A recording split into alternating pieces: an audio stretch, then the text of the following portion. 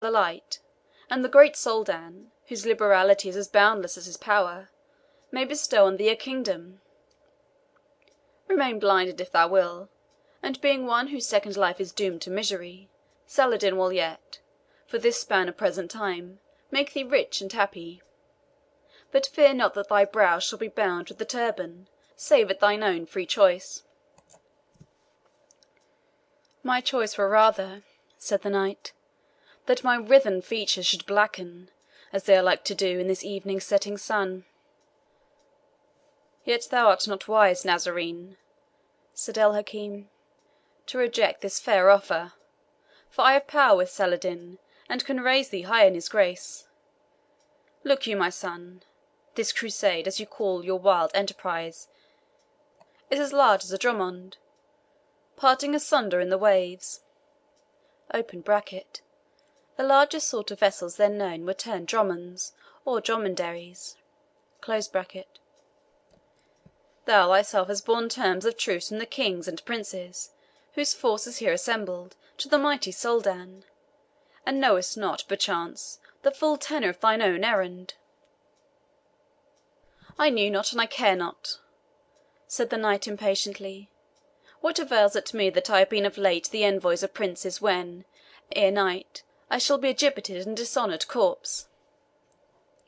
"Nay, I speak that it may not be so with thee," said the physician. "Saladin is courted on all sides. The combined princes of this league formed against him have made such proposals of composition and peace, as in other circumstances it might have become his honour to have granted to them.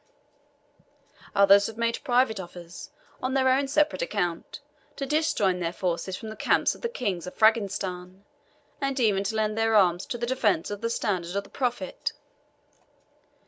But Saladin will not be served by such treacherous and interested defection. The King of Kings will treat only with the Lion King. Saladin will hold treaty with none but the Melech Ric, and with him he will treat like a prince, or fight like a champion.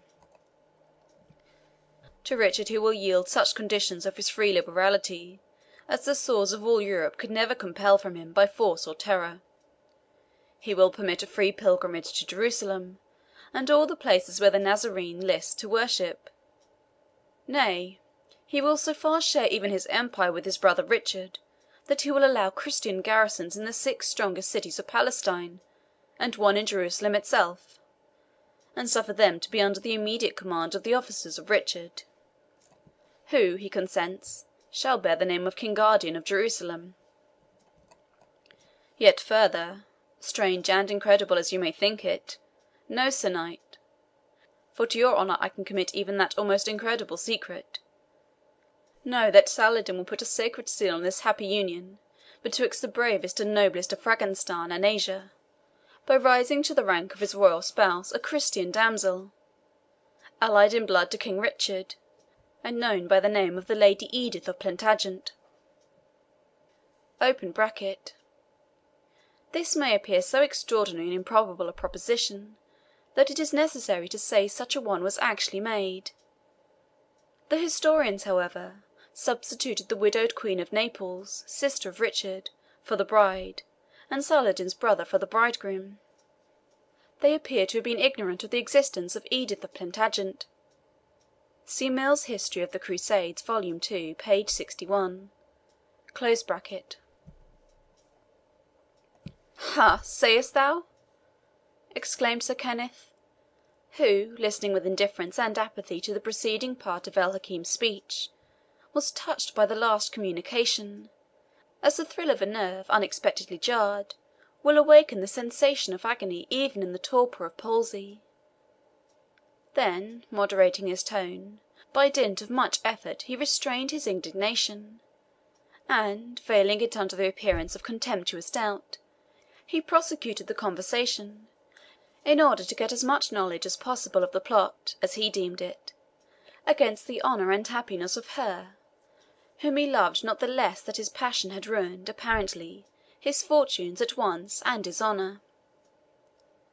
"And what Christian," he said, with tolerable calmness, "would sanction a union so unnatural as that of a Christian maiden with an unbelieving Saracen?" "Thou art but an ignorant, bigoted Nazarene," said the Hakim.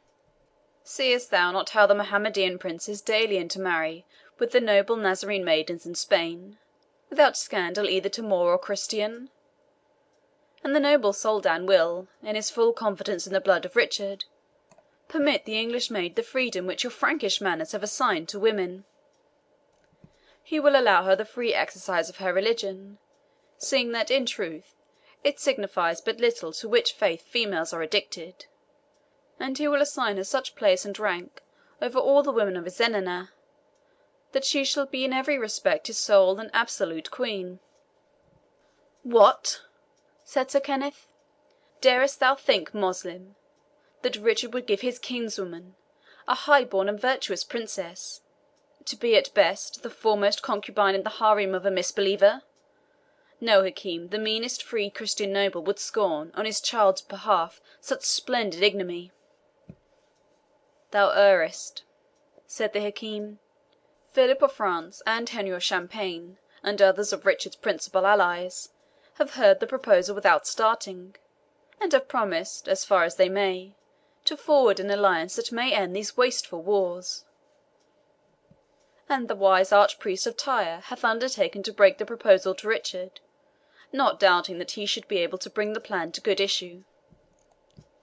The Soldan's wisdom hath as yet kept his proposition secret from others, such as he of Montserrat and the Master of the Templars, because he knows they seek to thrive by Richard's death or disgrace, not by his life or honour. Up, therefore, Sir Knight, and to horse. I will give thee a scroll which shall advance thee highly with the Soldan. And deem not that you are leaving your country, or her cause, or her religion, since the interest of the two monarchs will speedily be the same.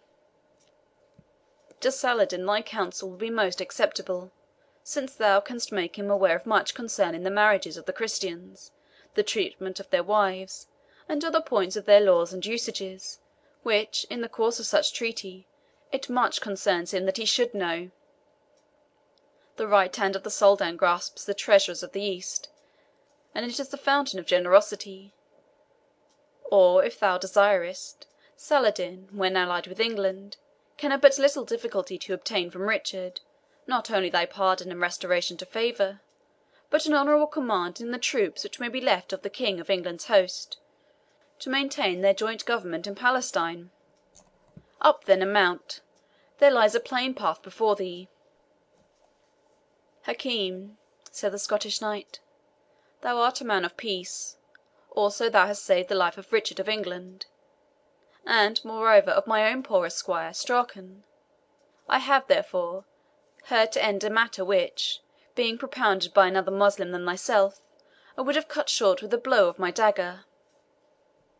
Hakim, in return for thy kindness, I advise thee to see that the Saracen who shall propose to Richard a union betwixt the blood of Plantagenet and that of his accursed race, do put on a helmet which is capable to endure such a blow of a battle axe as that which struck down the gate of Acre. Certes, he will be otherwise placed beyond the reach even of thy skill." "Thou art, then, wilfully determined not to fly to the Saracen host?" said the physician. "Yet remember, thou stayest to certain destruction, and the writings of thy law, as well as ours, prohibit man from breaking into the tabernacle of his own life." "God forbid," replied the Scot, crossing himself. "But we are also forbidden to avoid the punishment which our crimes have deserved. And since so poor are thy thoughts of fidelity, Hakim, it grudges me that I have bestowed my good hound on thee, for should he live, he will have a master ignorant of his value." "A gift that is begrudged is already recalled," said El Hakim. "Only we physicians are sworn not to send away a patient uncured. If the dog recover, he is once more yours." "Go to, Hakim," answered Sir Kenneth. "Men speak not of hawk and hound when there is but an hour of daybreak betwixt them and death. Leave me to recollect my sins and reconcile myself to heaven."